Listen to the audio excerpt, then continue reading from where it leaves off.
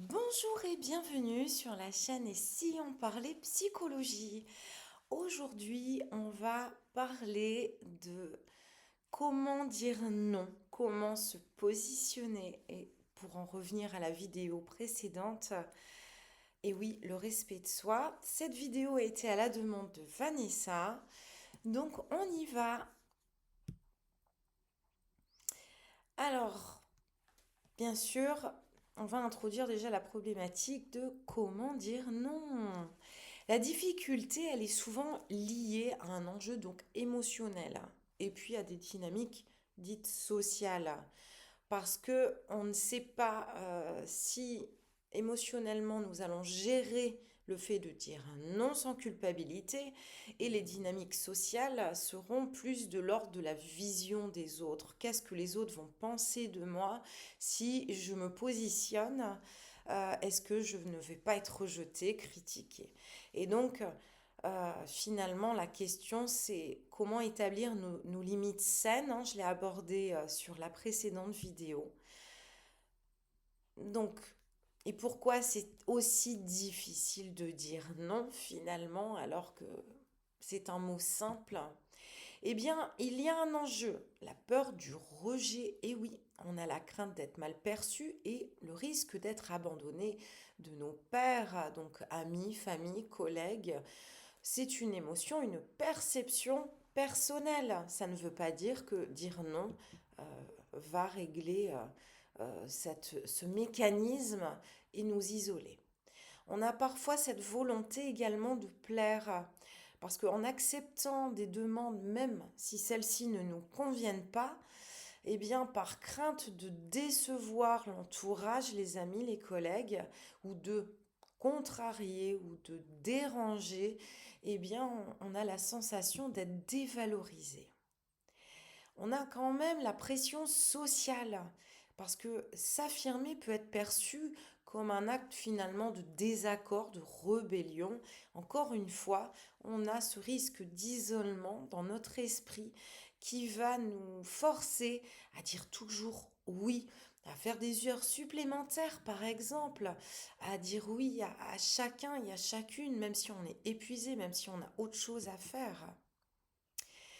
Souvent, c'est lié à un manque de confiance en soi, c'est-à-dire que on va s'empêcher d'exprimer nos besoins parce qu'on a vraiment besoin d'être valorisé par les autres.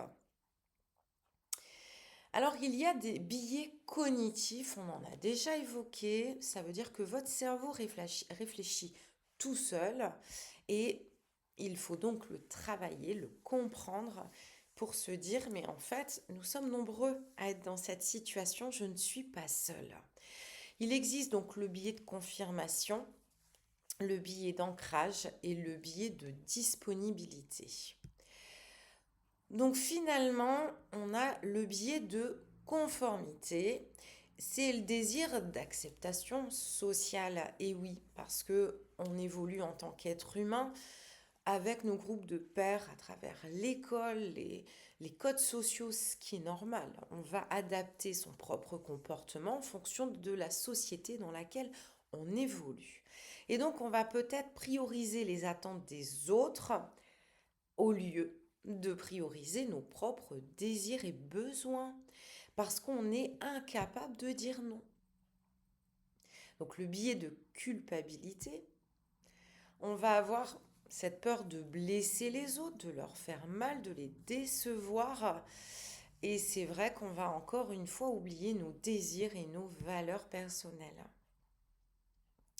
Le biais d'engagement, même tout petit, même mineur, on se sent obligé de répondre positivement à des demandes du patron, du collègue, du frère, de la copine, des parents.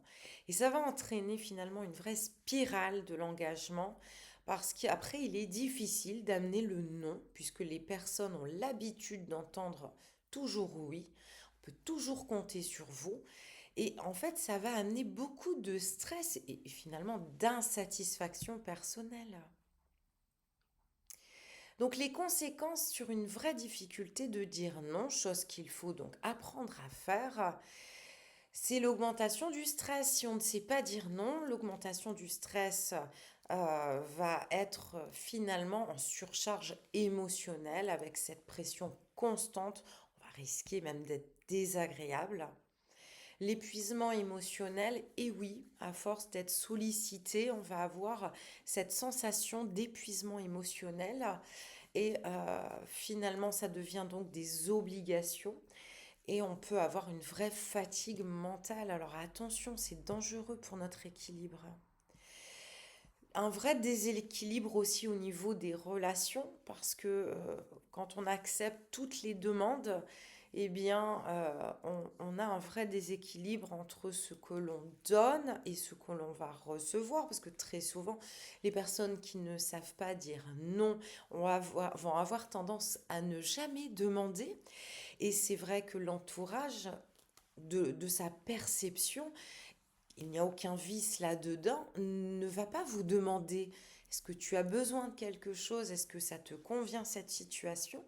Donc c'est un vrai cercle vicieux finalement. Et on va se retrouver déséquilibré. On va perdre en estime de soi. Et oui, parce que on ne se respecte plus, donc on se perd et on a une grande frustration. Donc finalement, est-ce que on se respecte? Pas du tout. Quand on ne sait pas dire non, on ne pose pas nos limites, on s'oublie et on a un besoin finalement d'être valorisé. On pense qu'on sera plus aimé parce qu'on dit toujours oui, on est toujours présent, on est toujours d'attaque. Et non, les personnes risquent finalement de retenir uniquement la seule fois où vous êtes dans l'impossibilité, l'incapacité de dire oui, parce qu'ils ne sont pas habitués. Et là, pour le coup, ça va être très compliqué émotionnellement pour vous. Donc apprenez à dire non avec douceur, utilisez la communication positive.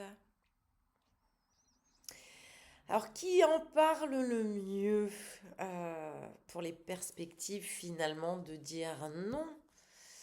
Eh bien, finalement, nous avons Carl Rogers. Donc, il était sur une thérapie centrée sur la personne et il a mis, lui, l'accent sur l'authenticité des relations saines parce qu'on va poser ses limites et savoir dire non. Donc la capacité à dire non, elle est essentielle pour préserver son bien-être émotionnel. Donc Carl Rogers, c'est vrai, il a offert toutes ces perspectives pour l'affirmation de soi et dans la gestion des relations interpersonnelles. Voilà, cette vidéo se termine. Vanessa, j'espère que cette vidéo vous convient, qu'elle répond aussi à vos attentes. Je sais qu'on continuera certainement à en discuter, mais en tout cas, j'espère que savoir dire non est compris dans votre esprit après cette vidéo, que je me respecte, j'apprends à poser mes limites et finalement, je n'aurai que des relations plus saines autour de moi. Je vous dis à très bientôt pour d'autres vidéos sur la chaîne et si on parlait psychologie, n'oubliez pas de vous abonner car chaque semaine, un nouveau sujet est abordé. À bientôt!